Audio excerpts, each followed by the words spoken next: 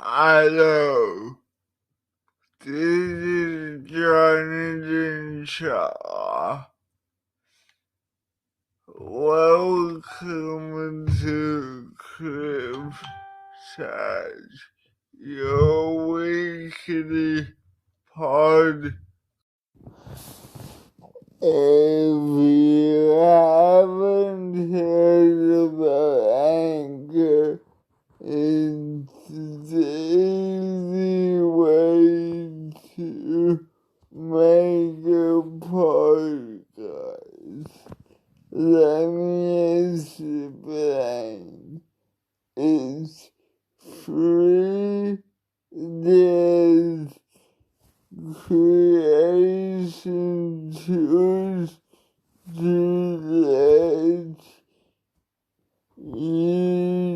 you record and edit your podcast right from your phone or computer. Caused everything disability. Tonight, I am solo.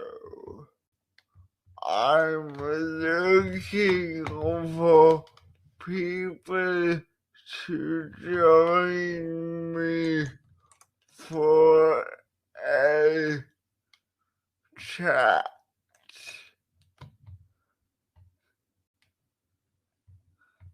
Can anyone join?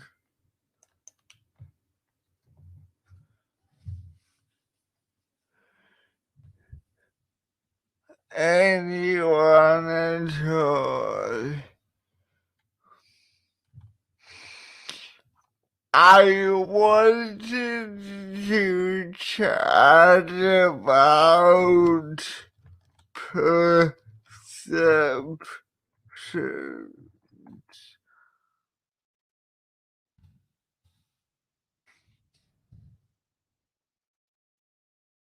Perceptions between people with disabilities.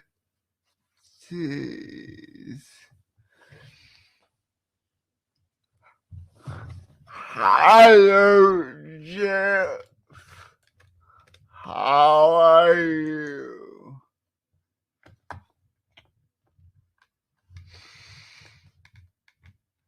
If anyone has anything to add to the conversation, please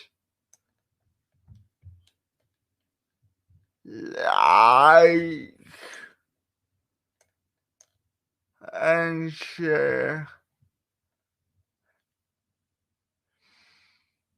So, what do you want to talk about? Yes, Patricia. Wishing you all a happy Easter, and for those of the Jewish faith, happy Passover, Hag Sameach. Anyway, can you all put in the comments what you want to talk about?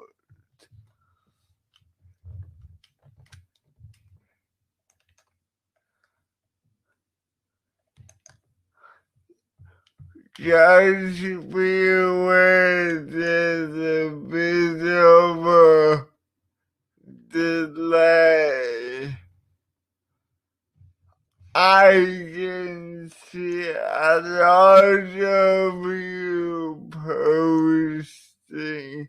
happy Easter, which is fine. But if you're not celebrating Easter, tell us, how do you mark this time of year?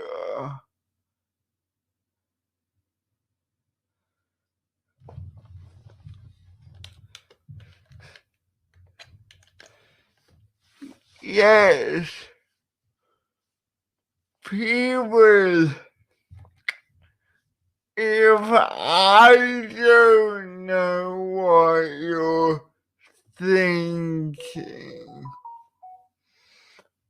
how can we have a conversation?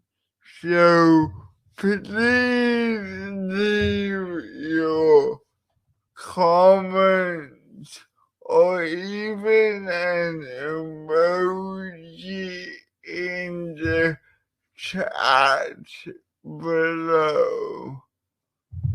Thank you for all the likes and love.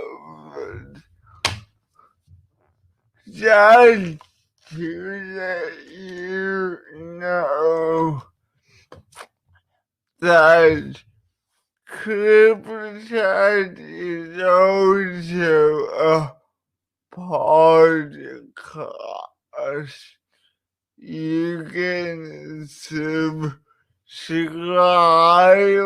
at CripChat.org or find us wherever you get your podcast. We have 15 people watching. Hello and welcome. Please tell me what you think about the podcast and how I can improve.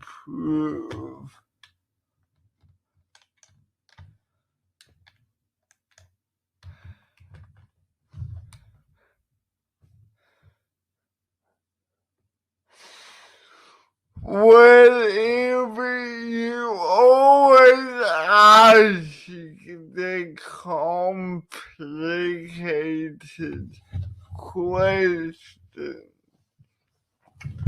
I will try to answer. And the answer is simpler than you may think.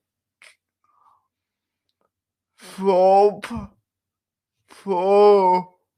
governments of both sides, the problem is at the federal level.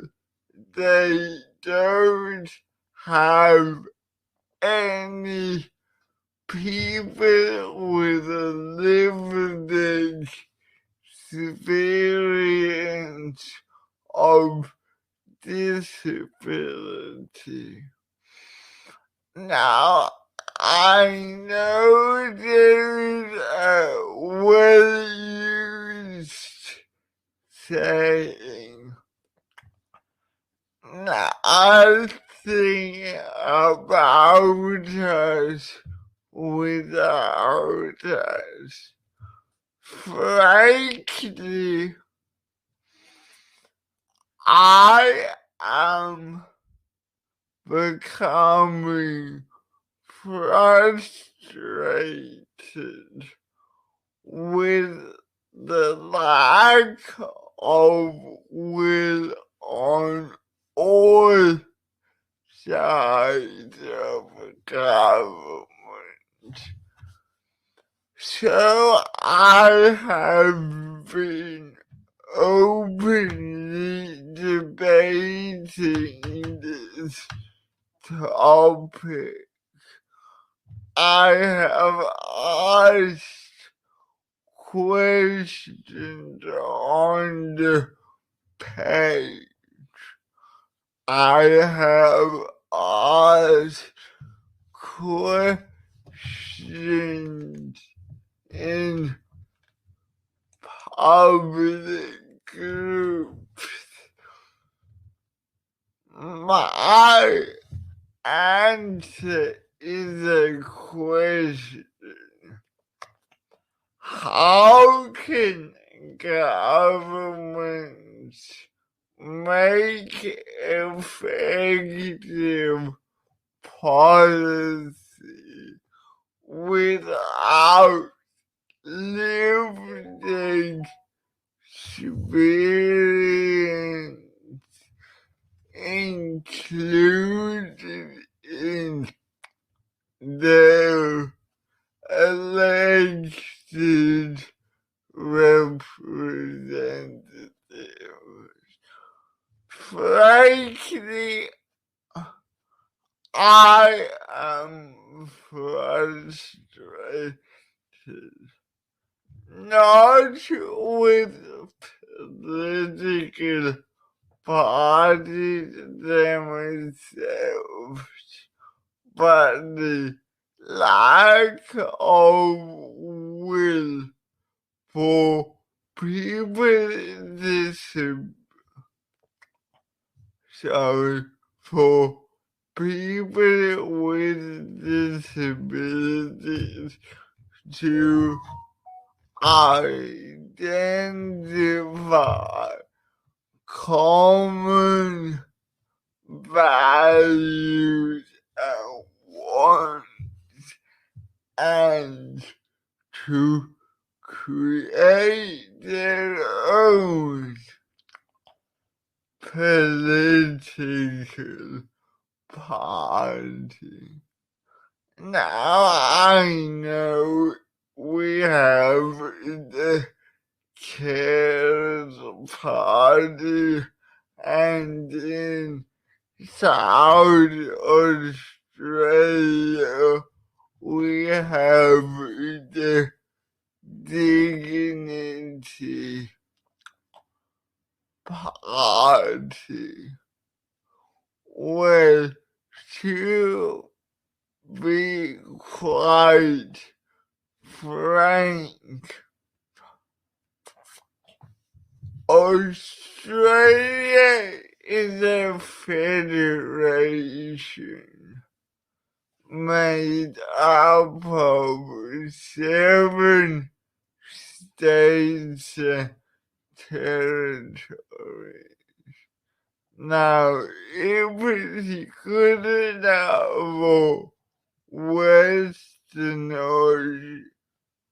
Australia, for South Australia, why can't we, as the disabled people of Australia, form associations in all states and territories so we can actively lobby from within Parliament?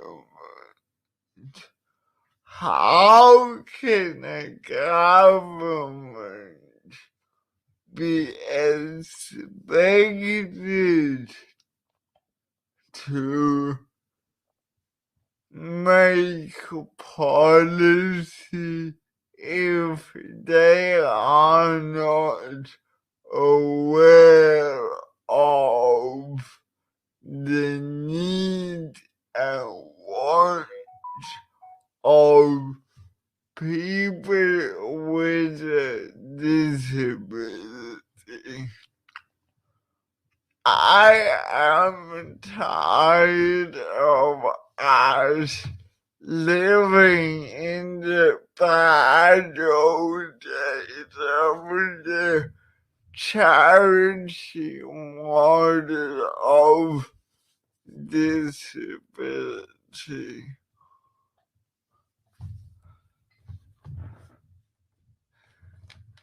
Yes, to Emily's point, lobbying is great,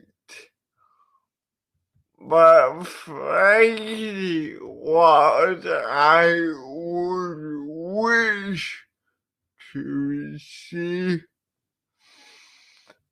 is people with disabilities not just in the upper house of Parliament, but in the lower house,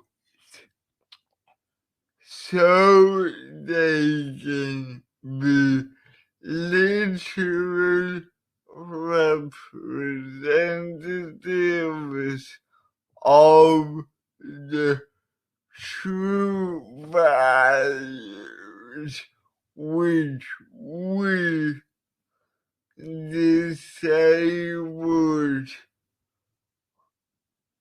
Australians living with disabilities hold. You may be aware in New South Wales we had a successful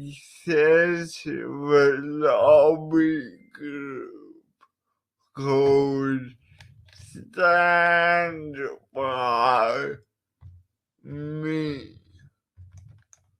There are other groups campaigning for disability advocacy around Australia.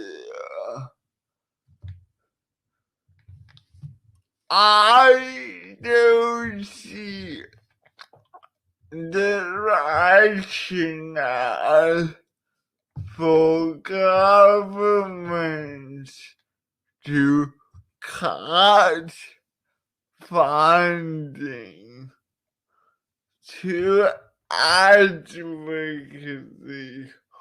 when advocacy is a form of agency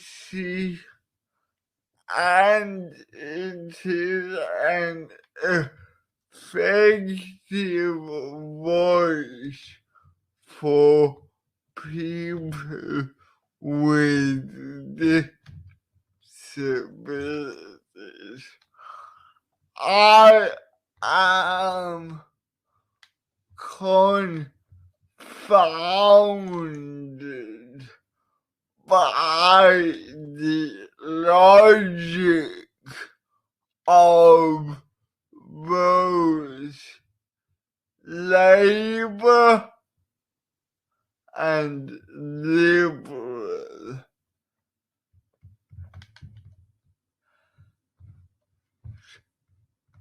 To be honest, funding for advocacy should not be thought of as an expense or a drain on the public purse. Like the NDIS,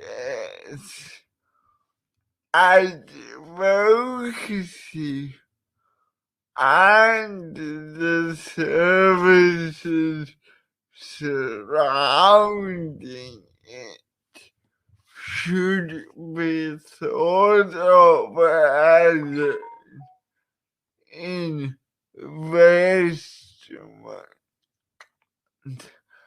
as a way of ensuring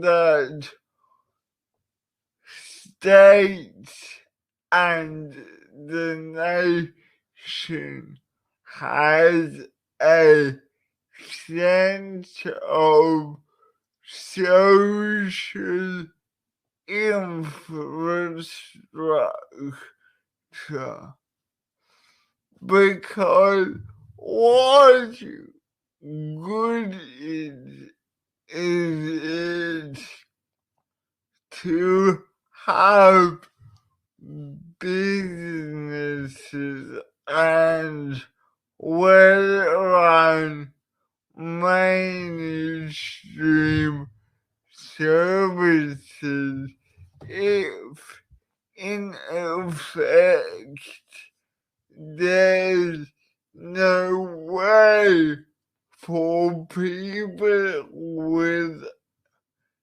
disabilities to effectively access those services. Take me for an example. I am a young, aspiring university student studying a bachelor's of arts, majoring in social justice. The reason why I chose that field of study was so I could skill myself to represent our community, so I could give a voice to those who may not have the capacity to represent myself. Look at me. Access to education, even from a young age, was a challenge. Back in my day, I hate saying that, but yes, back in the late 90s, the concept of people with disabilities attending mainstream school was still relatively new. With me and my disability, I can walk, I can think clearly, since I've set up an organization people now can see there is nothing wrong with mentally. But to your point, the education system is based on stereotypes.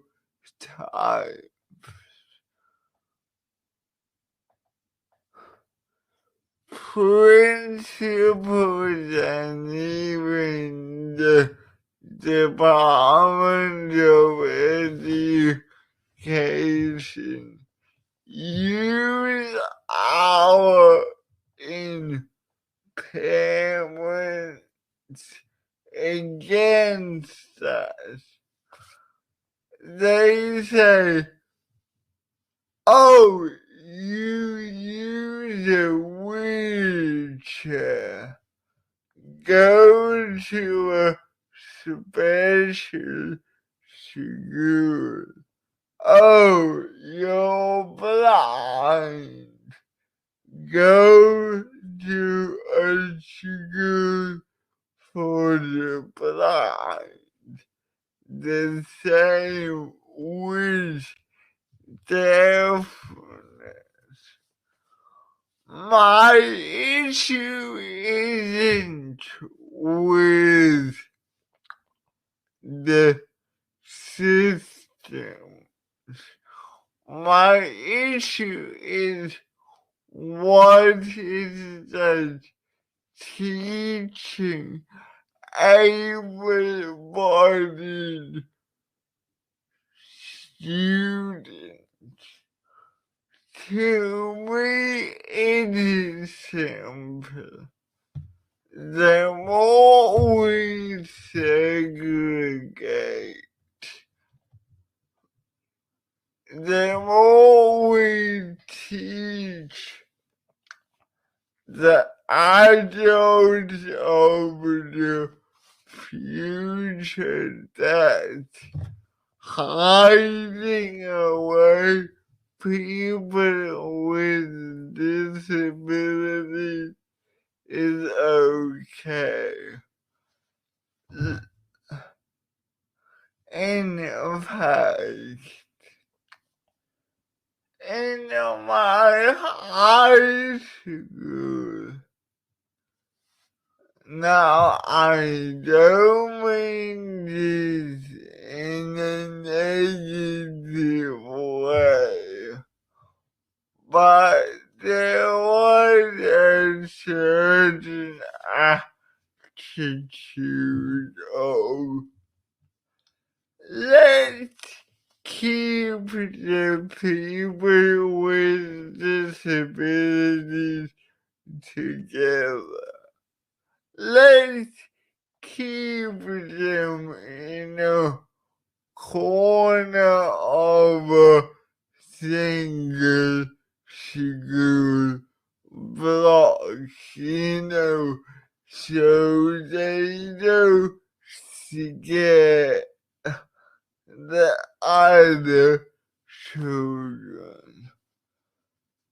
There was also a lingering attitude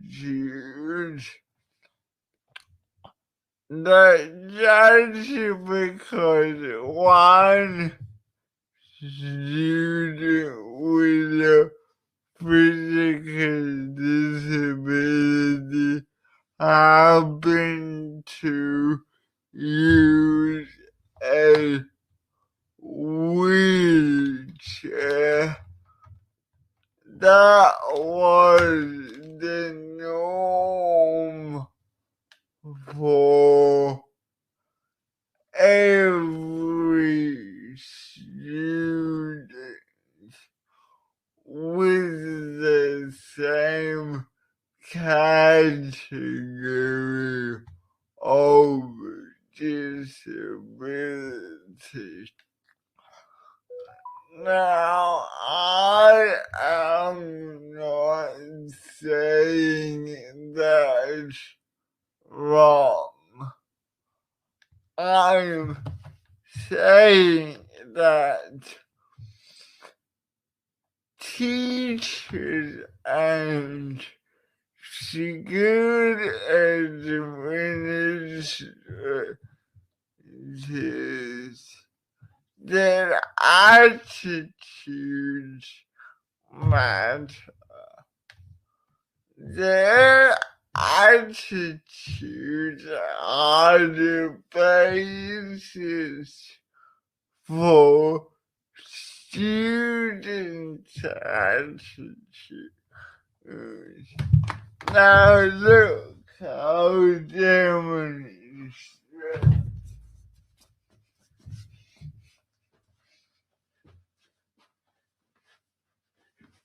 See, I can walk.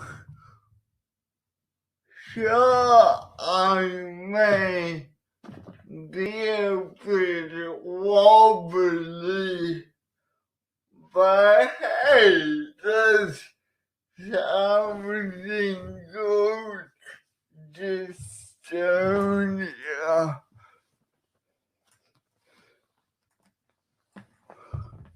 Mainstream schools to this day have an attitude, and I use that word deliberately. They have an attitude that if you have something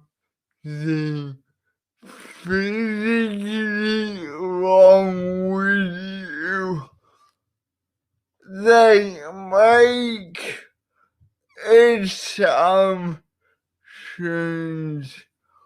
on your other capacities. I'm not saying that right or wrong, but why should my ability to walk necessarily impact my cognitive ability? Now, in hindsight, I am thankful for that adversity in my youth, because if I didn't have people constantly questioning my abilities and whether I belong in mainstream education, all of this here wouldn't be happening. It is only because from a young age I was exposed to prejudice that I had the foresight to, when I was 16, establish this charity. I took 11 years of discrimination, and I could have been survived, but I chose to use that feeling of raw anger, of hurt, of feeling excluded, of not having access to proper books, to be put in a pigeonhole of, oh, he's disabled, that must mean his legs don't work. Clearly from my demonstration a while back, my legs work. Sure, I may walk like a drunk, hence the name I got back in my rehab name, Johnny Walker. But despite all my physical deficits, my brain still works. My problem is people, when they look at me and see the way I walk or hear the way I speak, they go to human instinct. They don't think with their head. They think with their heart.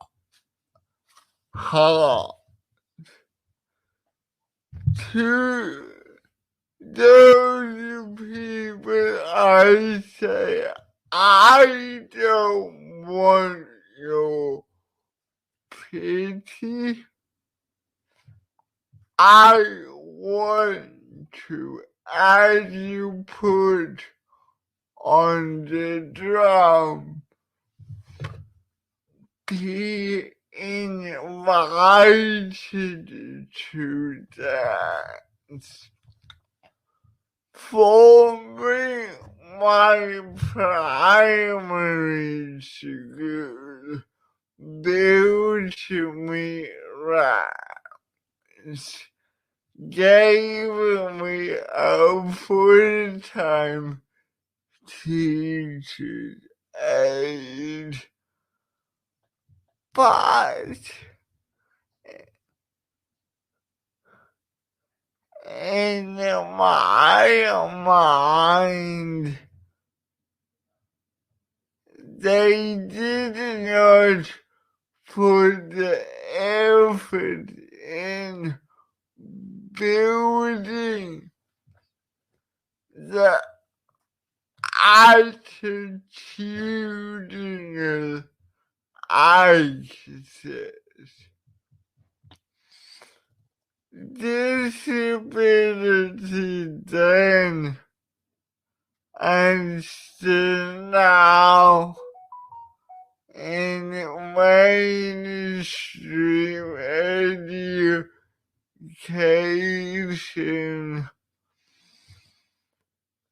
is a taboo.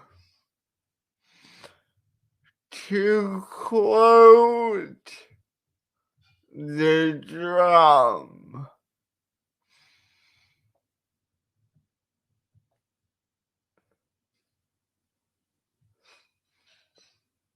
being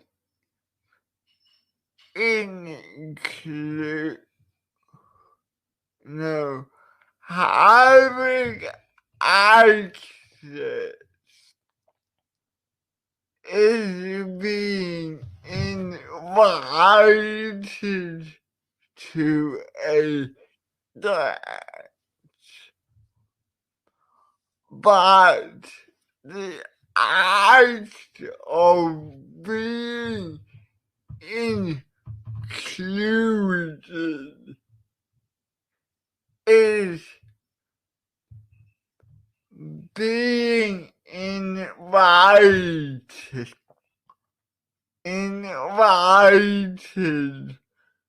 to dance. The ironic thing is one of the staff at the school I was in was closely affiliated with a disability service. I won't get into that now, but you know, for a child, school should be a joyous time. It should be a time of self-discovery, of knowledge, of experiencing the world through innocent eyes. Instead, when you have any kind of difference, at least to me, it felt like the resentment from the people in charge permeated down. The frustration was obvious. Yes, they gave me all what was required policy-wise, a full-time teacher's aide that is suitable facilities. But in my mind, they didn't what I truly needed. That was the attitude, because schools are, in a way, symbolic of a community. Schools are the template for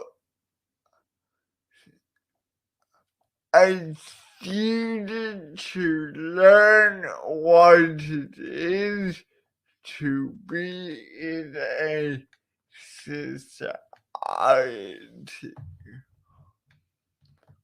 What happens when exclusion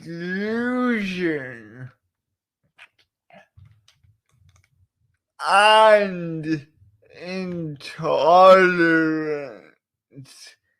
is the basis for learning?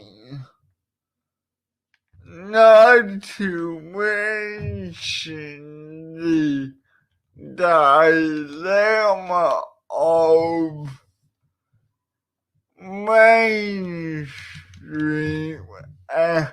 special education.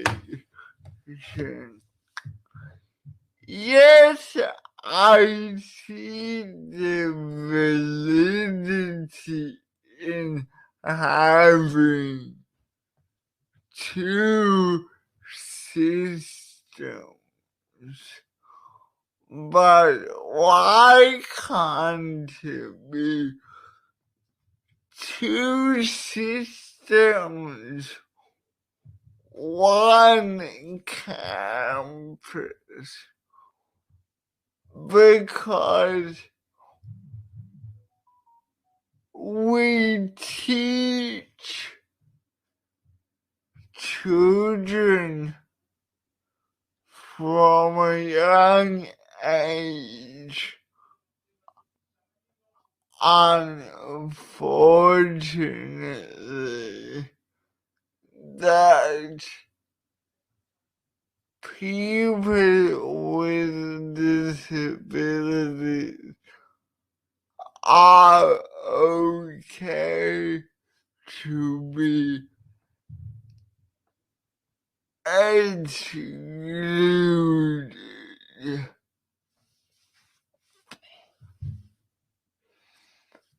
People with disabilities have thoughts,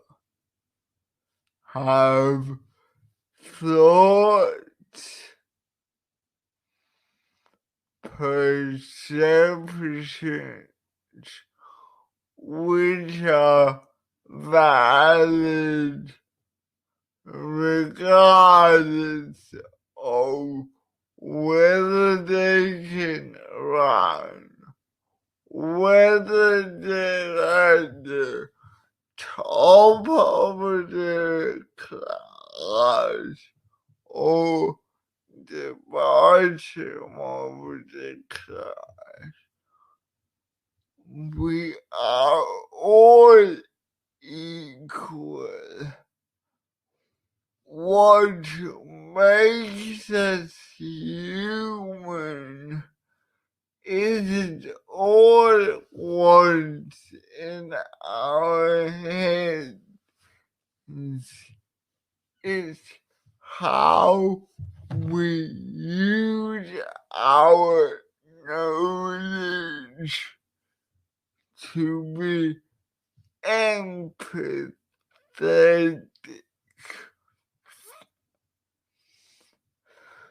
So to answer your question,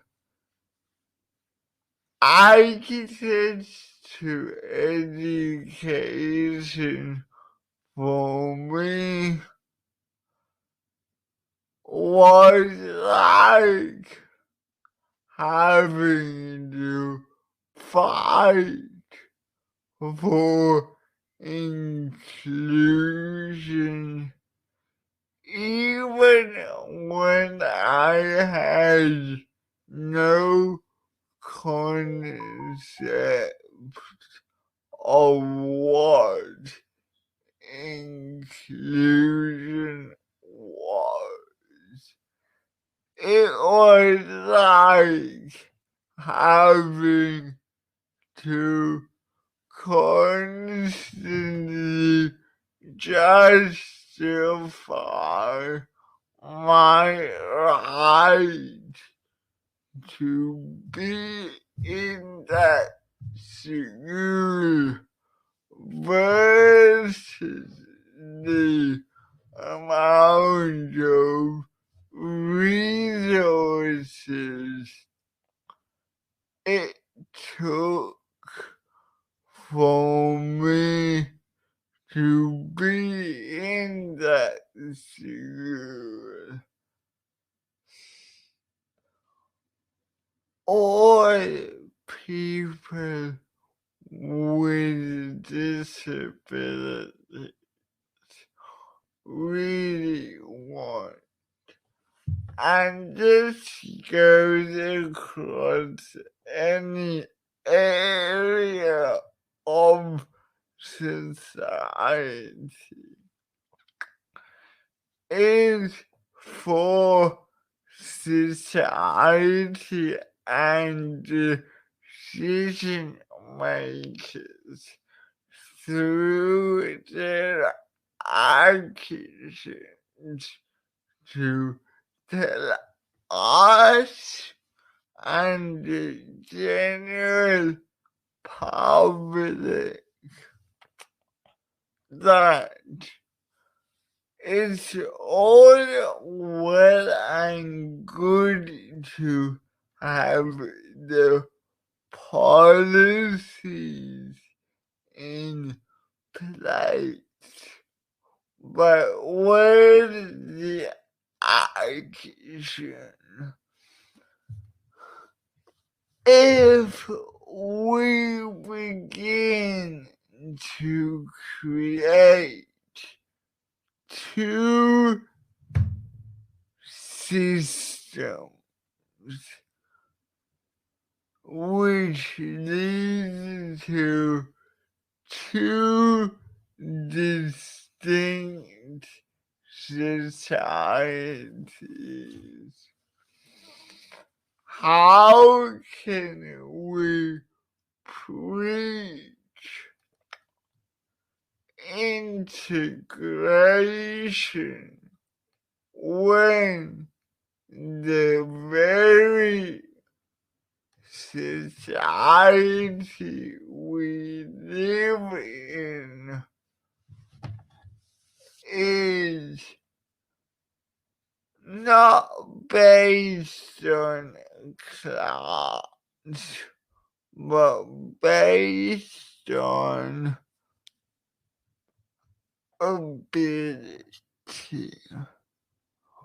When we pit people against each other based on rudimentary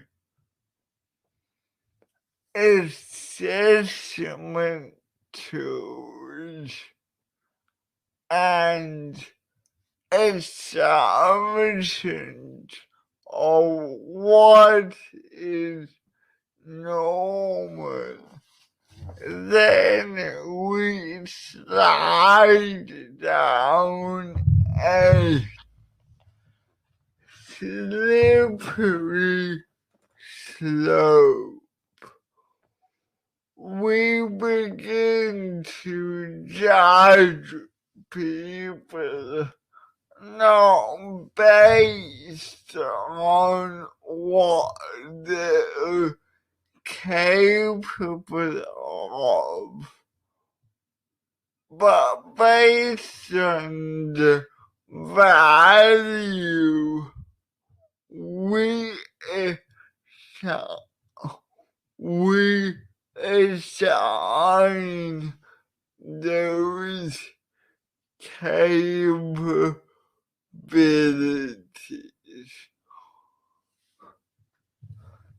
Given where we are as a society, we need to change that conversation.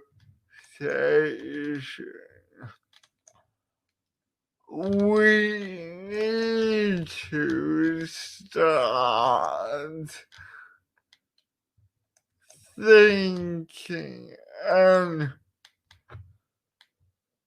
really asking ourselves,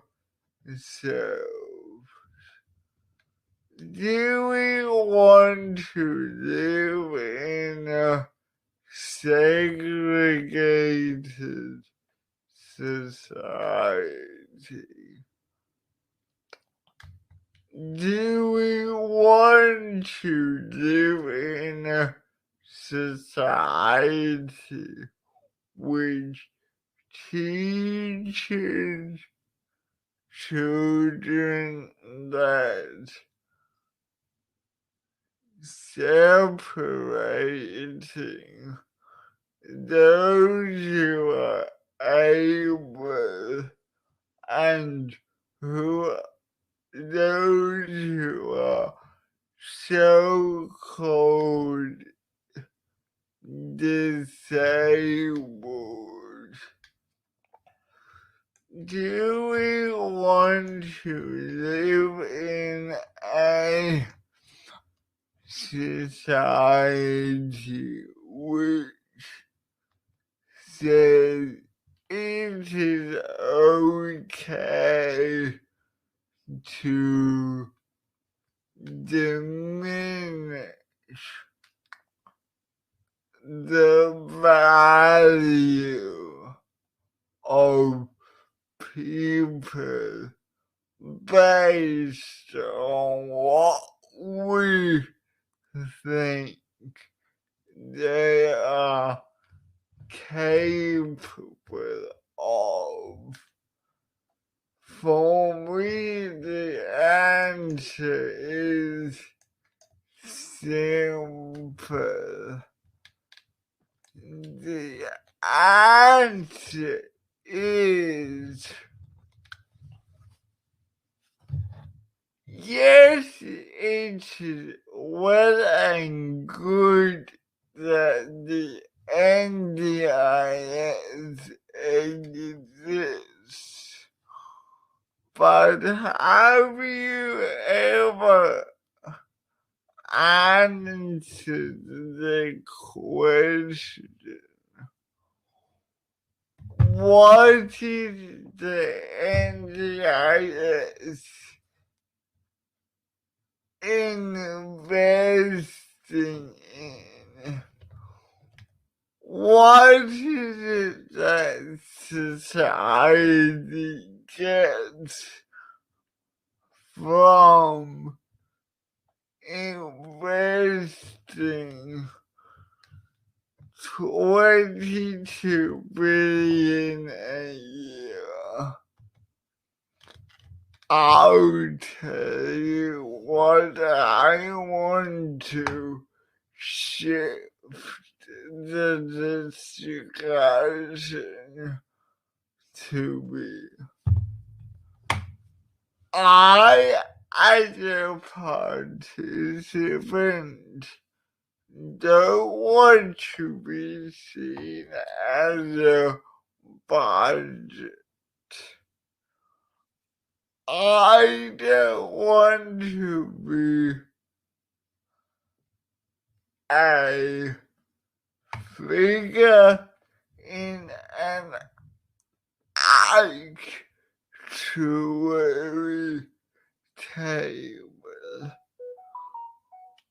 For me, my plan represents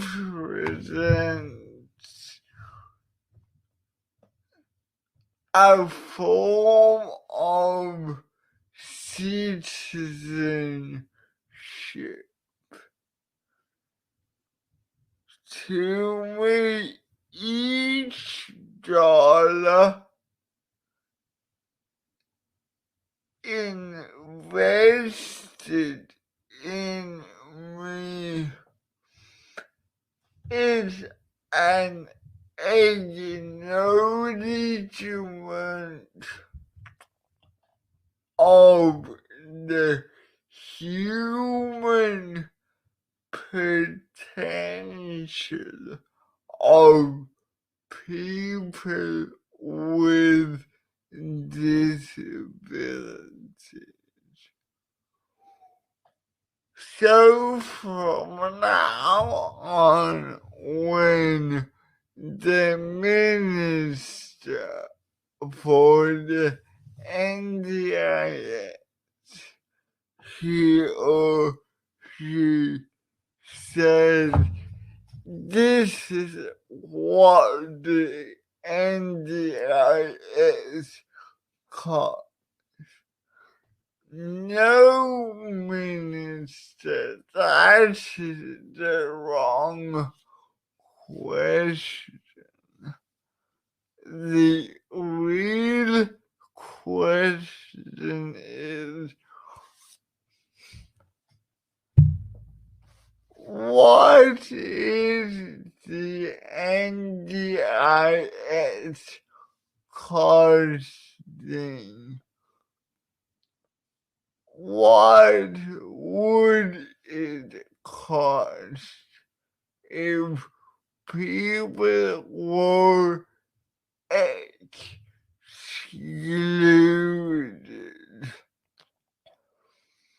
What would happen if we were discarded and told, fend for yourself? We don't care what you have to contribute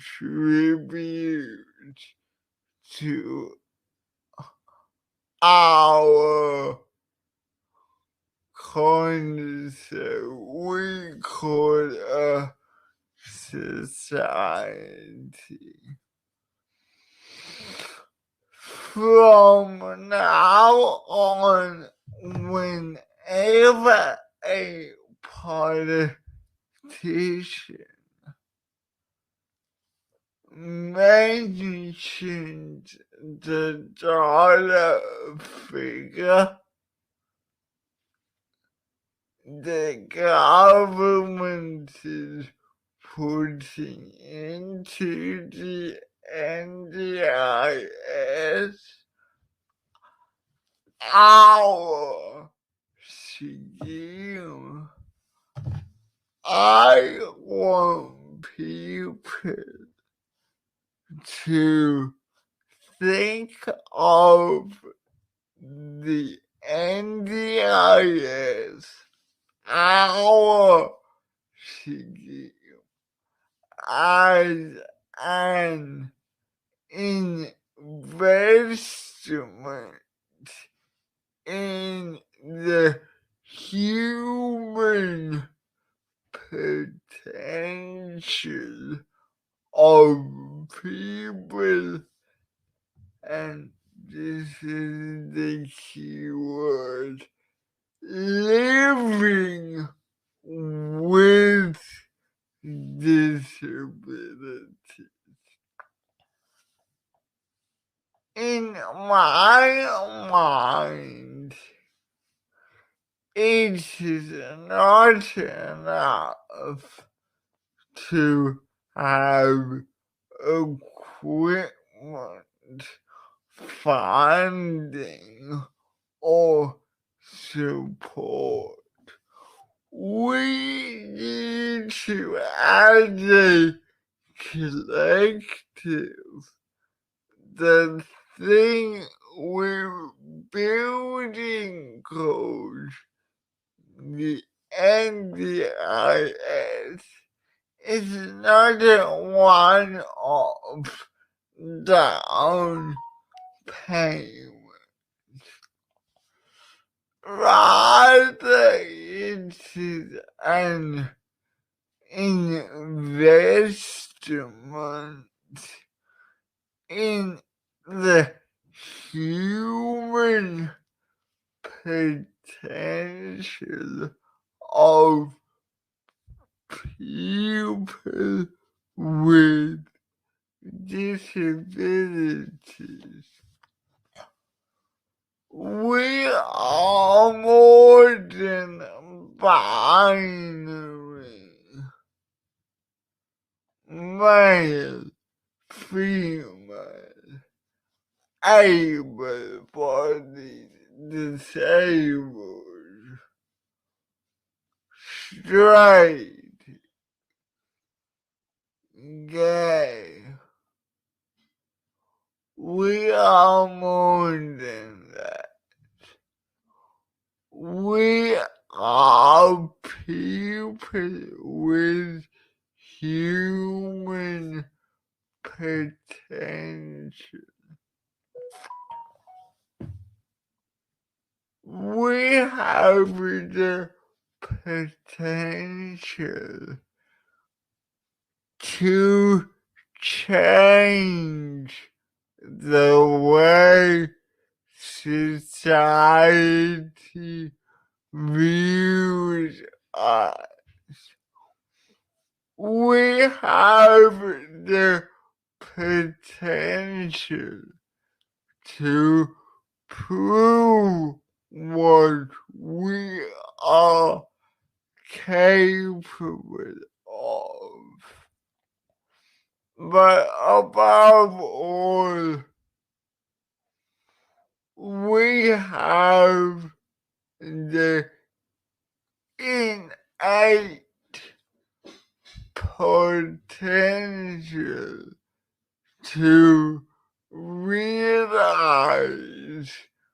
our rights as full and equal citizens with disabilities who live in the society we call Australia.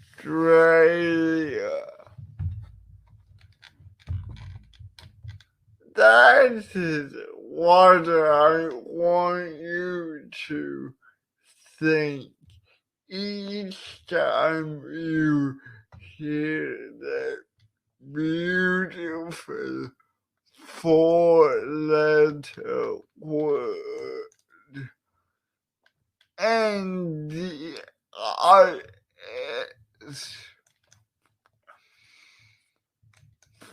For me,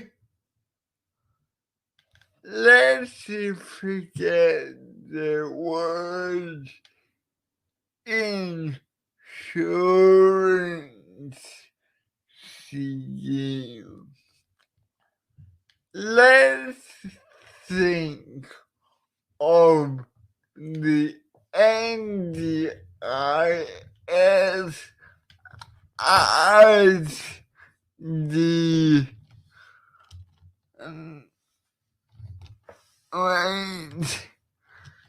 national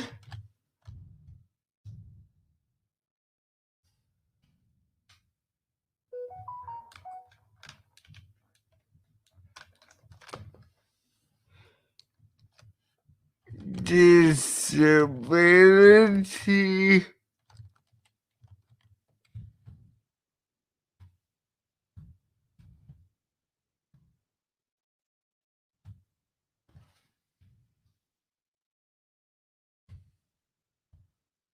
inclusion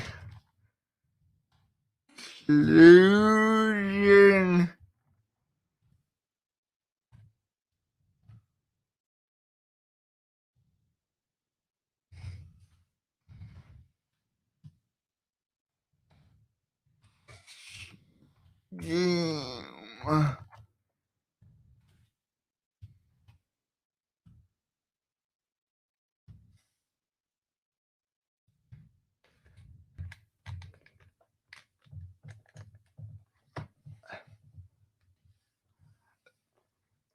So,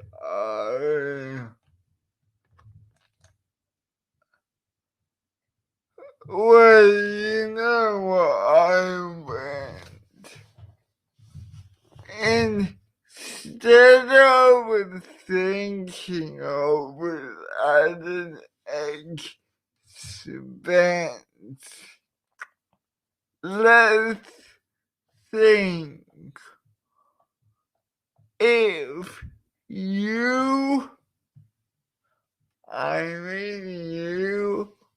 are a minister or anyone in between happen to face a disability, what would they want? They would want the person before the event compared to the person after the event to be treated equally with the same dignity, not to be assessed, not to be told that they are a problem, not even to be given money, but to be told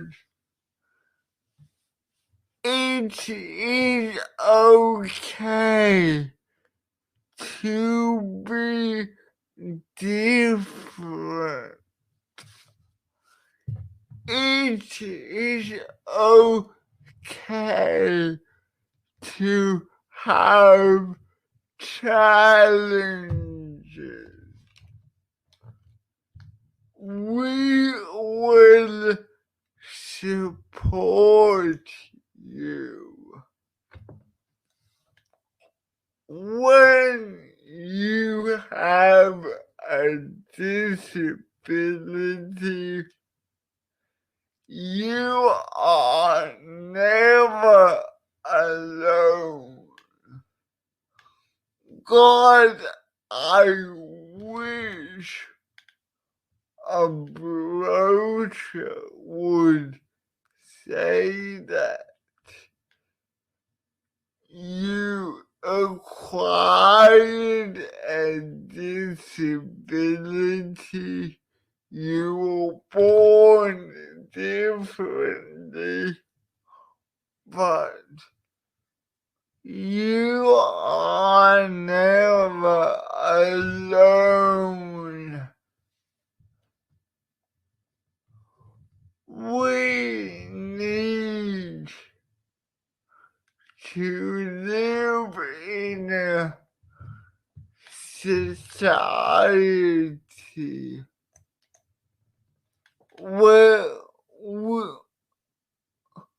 people with disabilities, we, our communities, are not thought of as an expense, not being equated to, oh no, he or she will cost this part of money.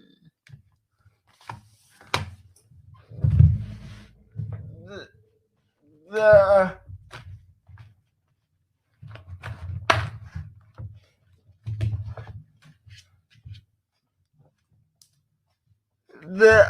iPad will cost this amount of money. The phone will cost this amount of money. We are more than a plan. We are more than money. Yes, Marietta.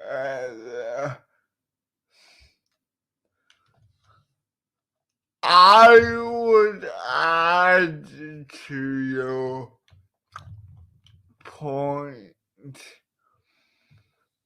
It is not enough to be supported.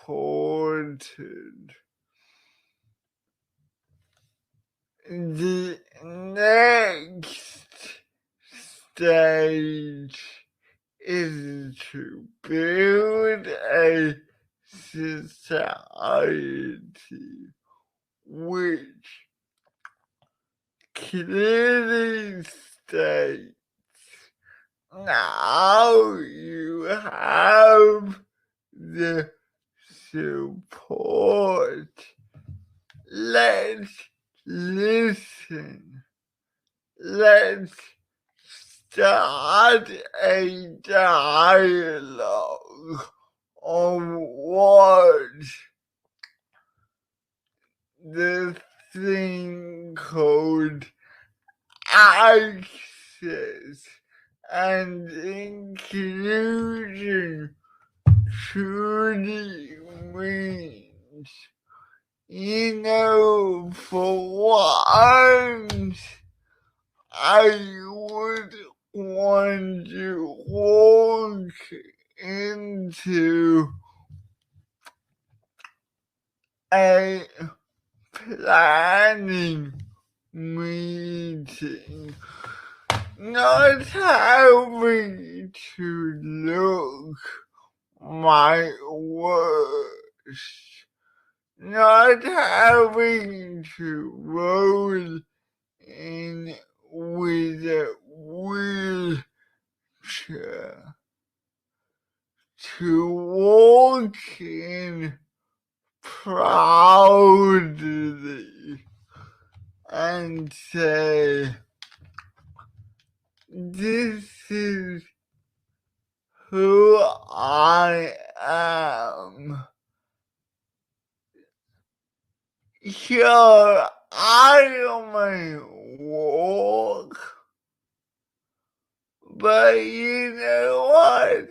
It is okay for people with disabilities to walk. I may have a speech disorder, but you know what? Me having a speech disorder doesn't make any of what I say invalid. If anything, my unique experience of life, and let me broaden this out. The collective experiences of our community should, in all honesty, be respected.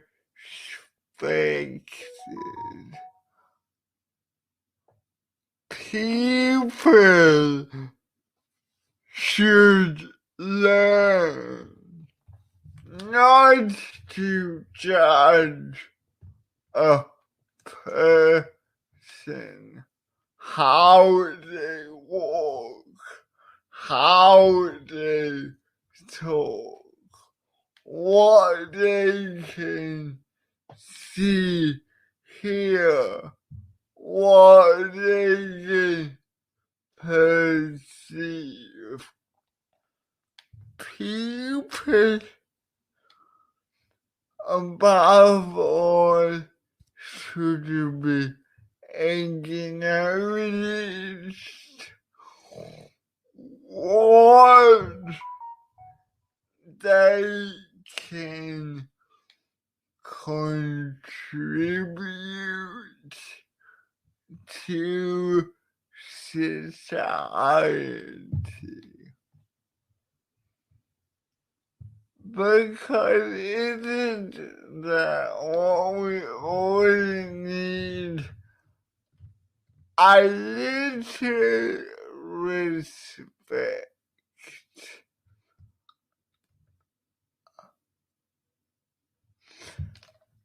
Because this is what I want to tell people.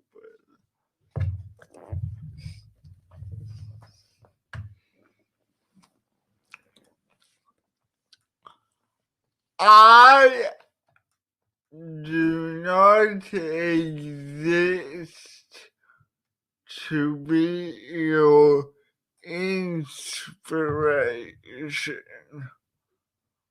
I should not be rewarded based on doing everyday tasks.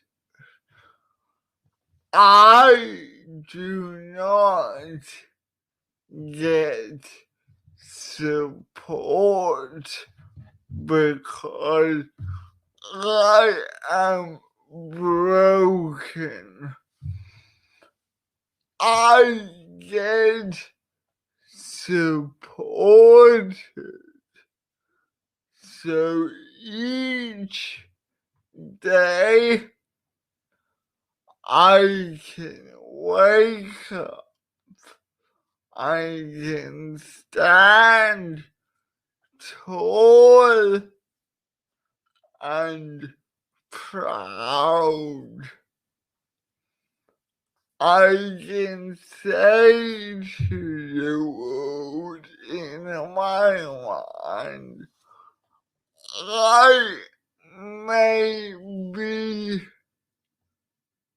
disabled, but that does not make my perspective invalid.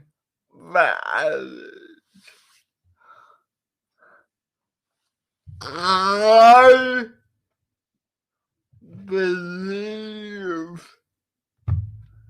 that the bean counters in Canberra should be frankly listening to us instead of them telling us how we should spend money in our name.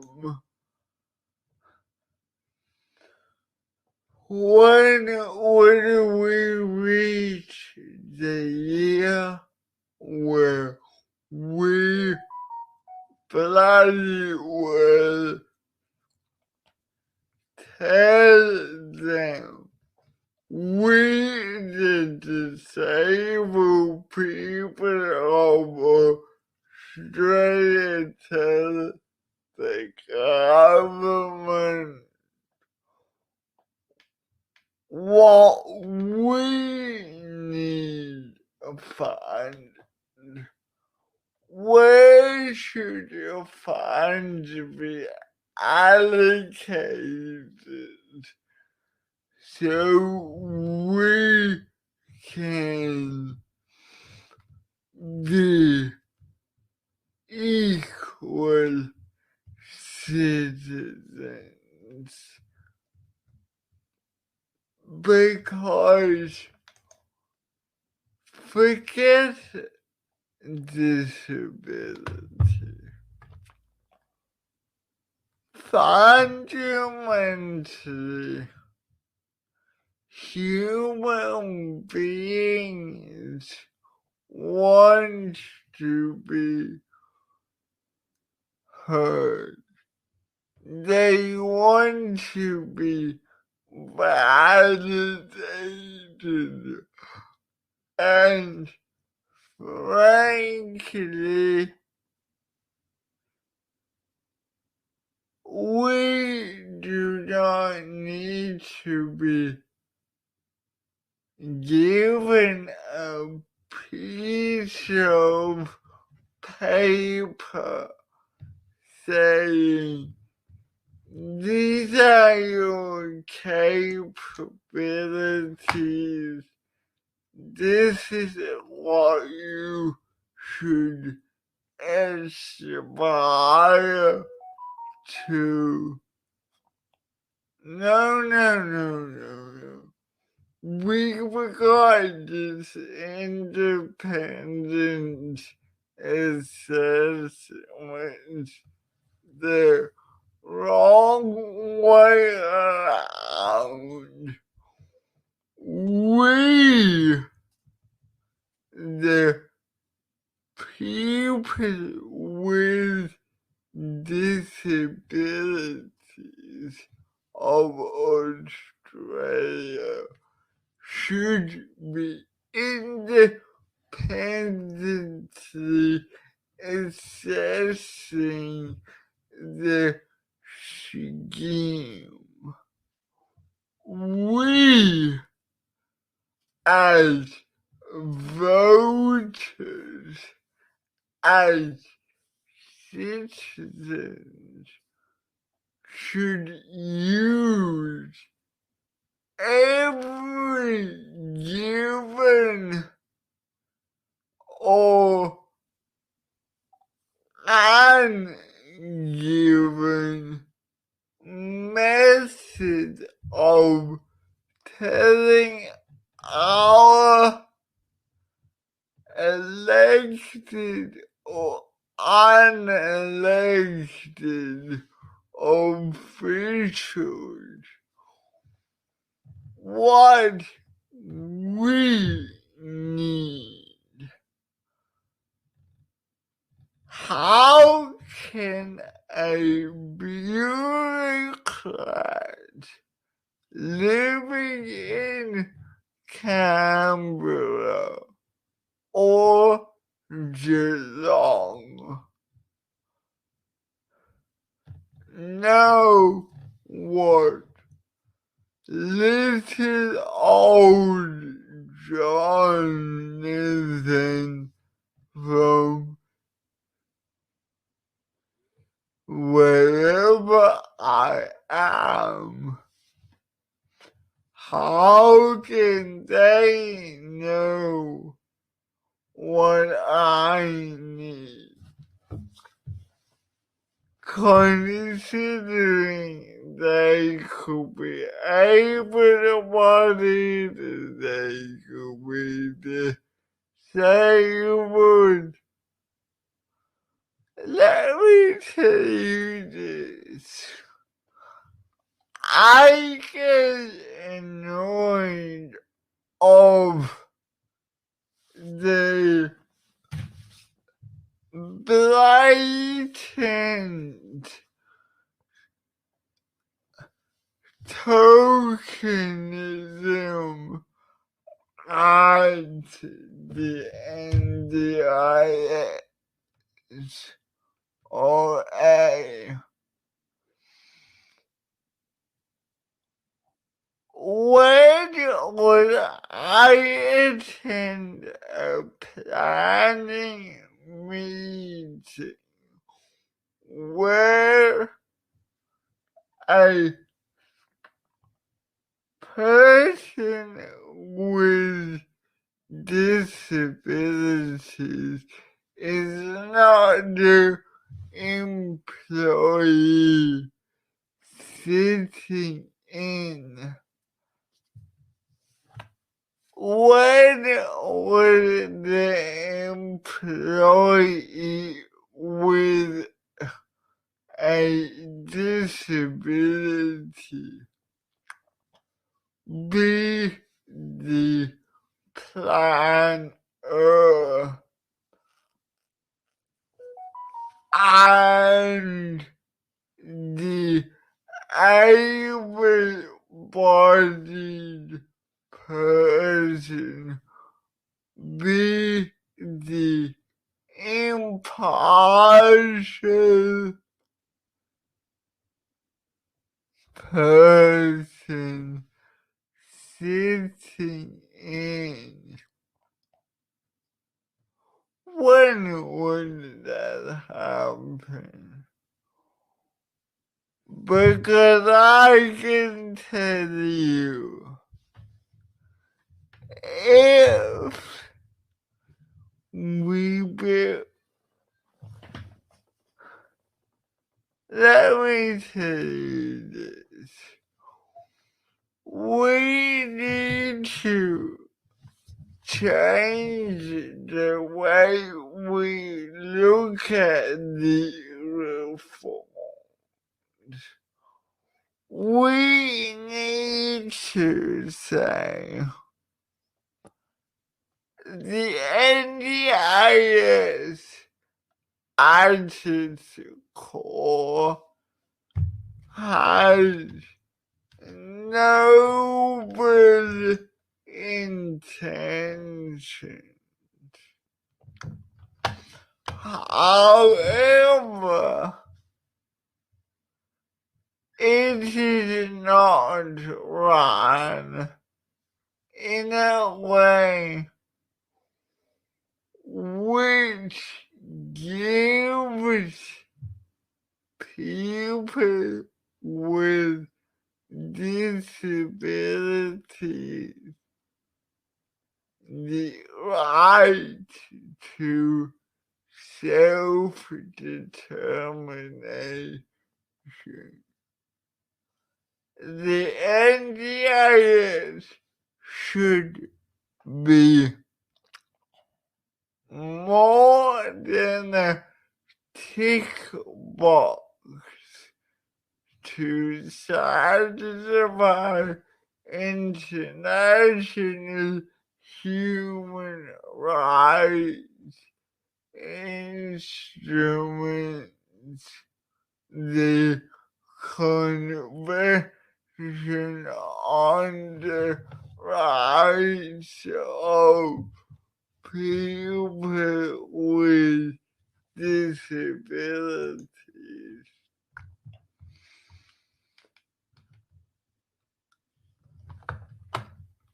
To answer your question,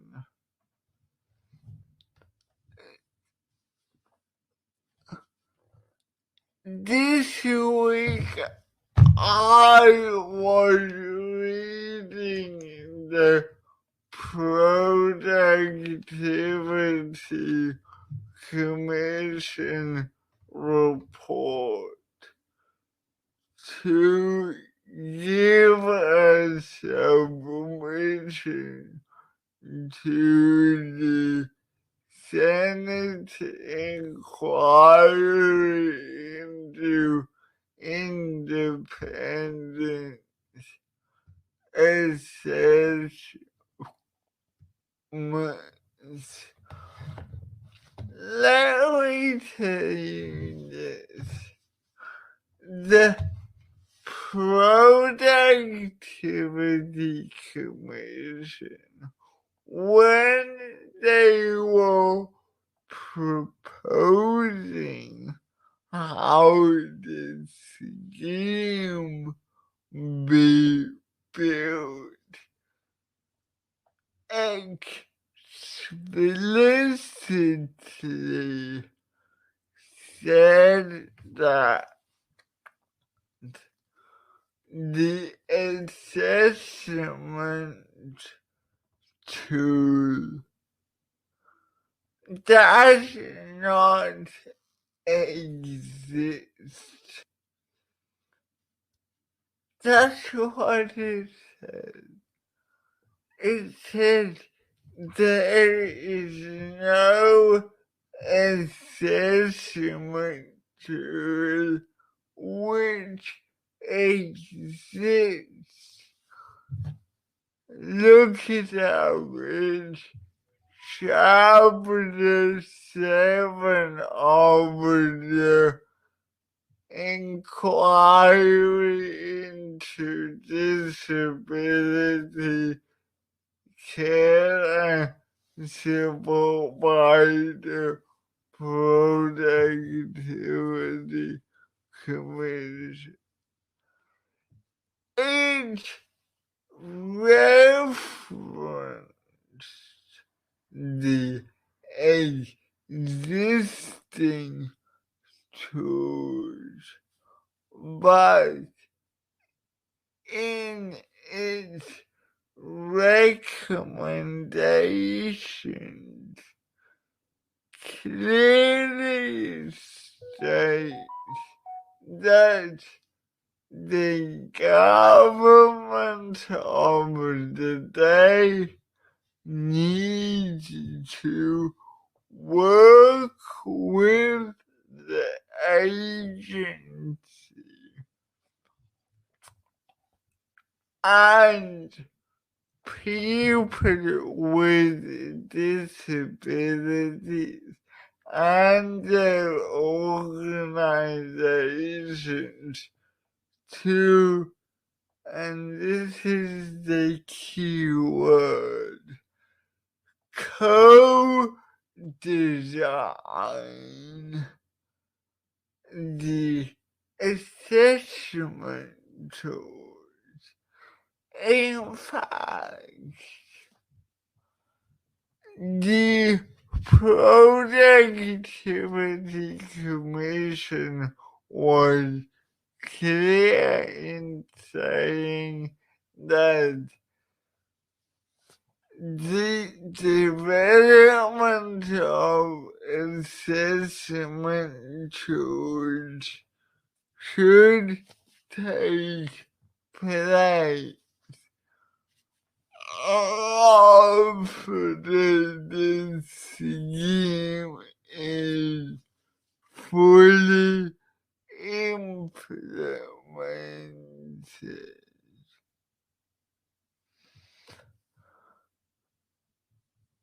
Now,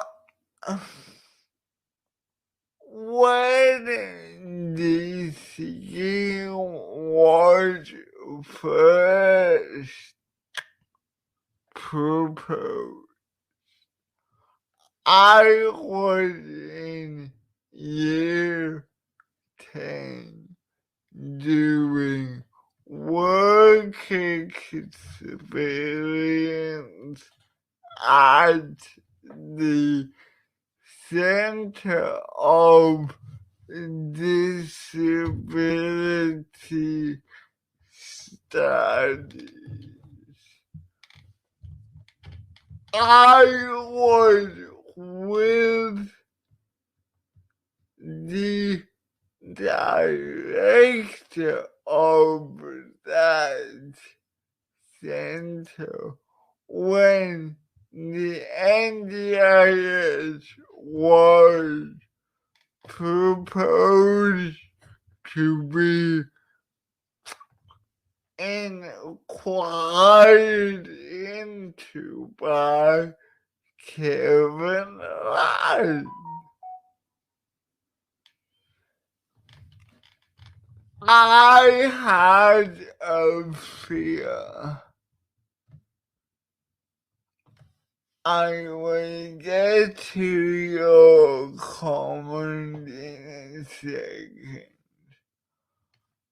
I had a fear with my parents that if the scheme came into being, it would fall the victim of budgetary considerations.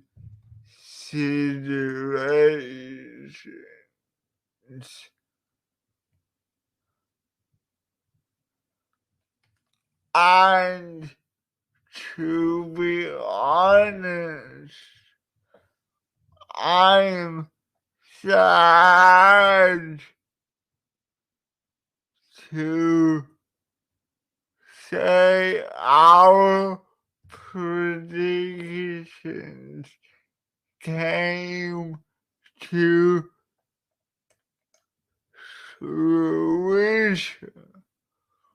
fruition. The minute Australia entered a recession was the minute the government claimed to be sitting on a well thought out plan to quote unquote improve the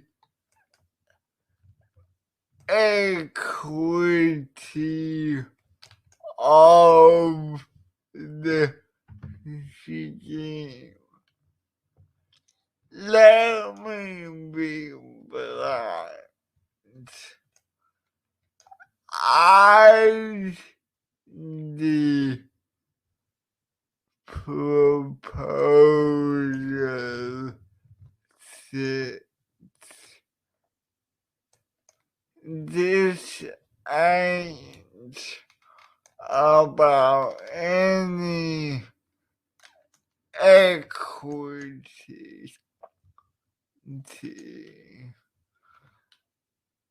This ain't about making the scheme fair. This is about budgetary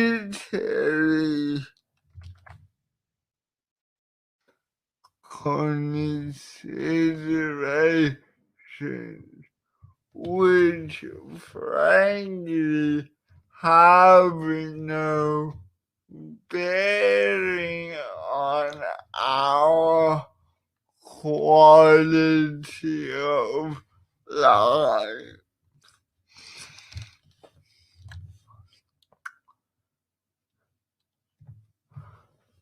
That's right, Melanie. It's all for show.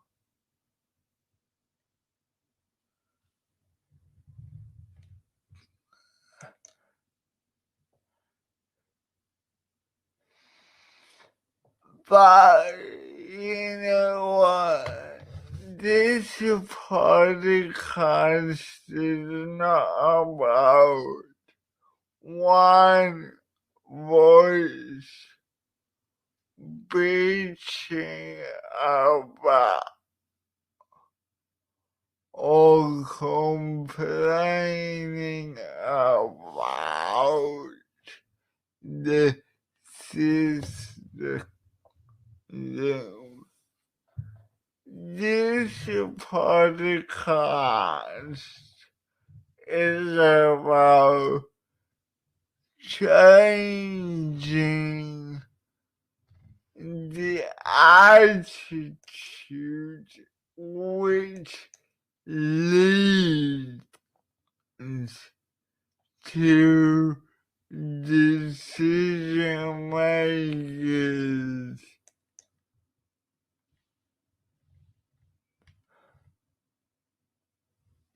making ill-conceived proposals, which, in my opinion, has a detrimental impact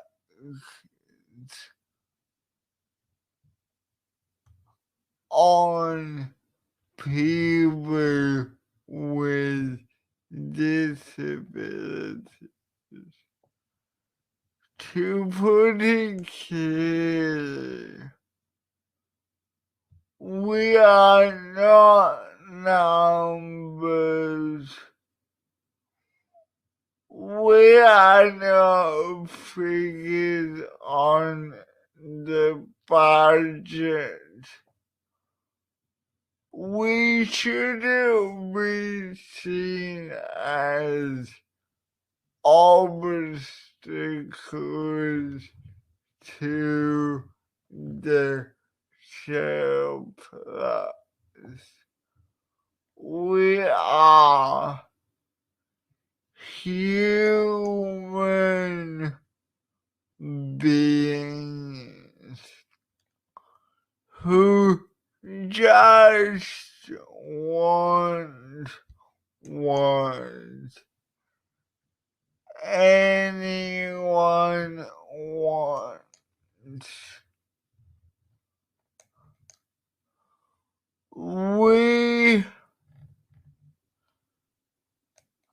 Our one choice simple. We want you grow up, get a job, be in a fulfilling relationship. And you know what?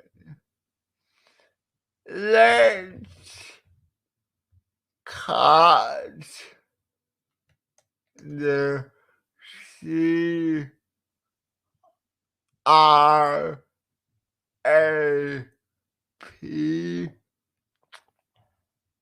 and politicians, if you're listening, read the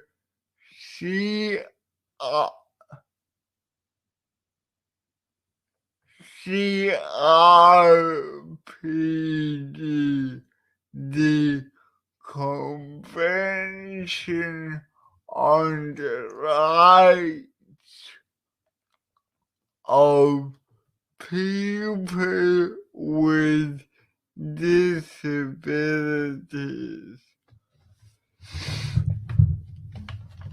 Next week, it'll be David, Tim, and hopefully a guest or two will be back. For now, I bid you good night,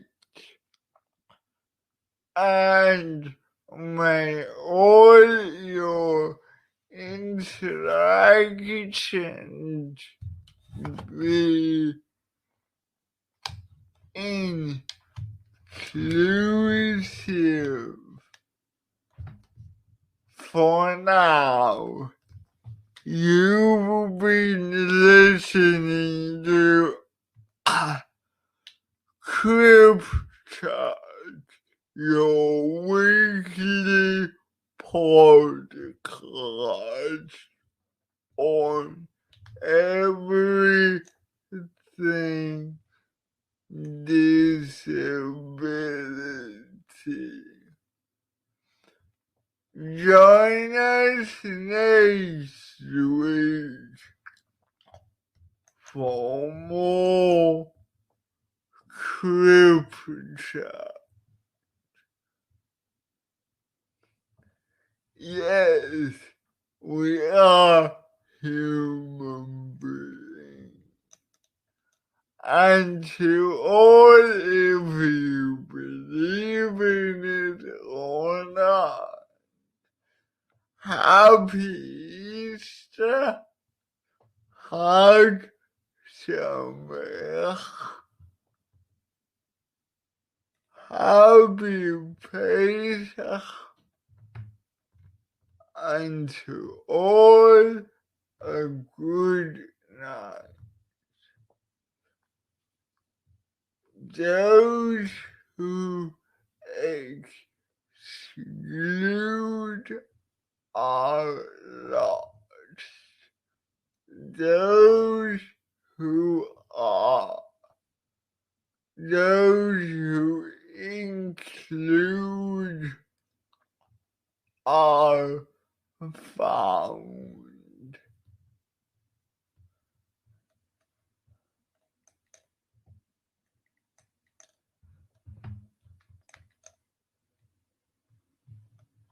Good night. Have a good week. If you like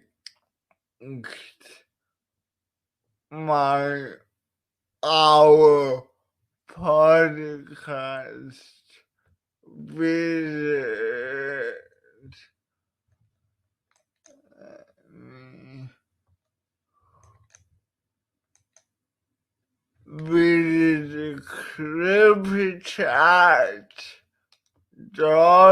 CripChat.org or subscribe using our favorite podcast app, Anchor.fm.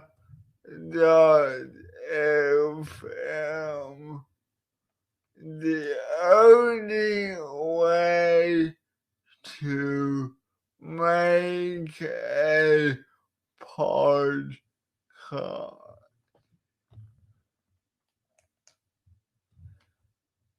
Good night, Australia. Join us next week as we delve further into disability.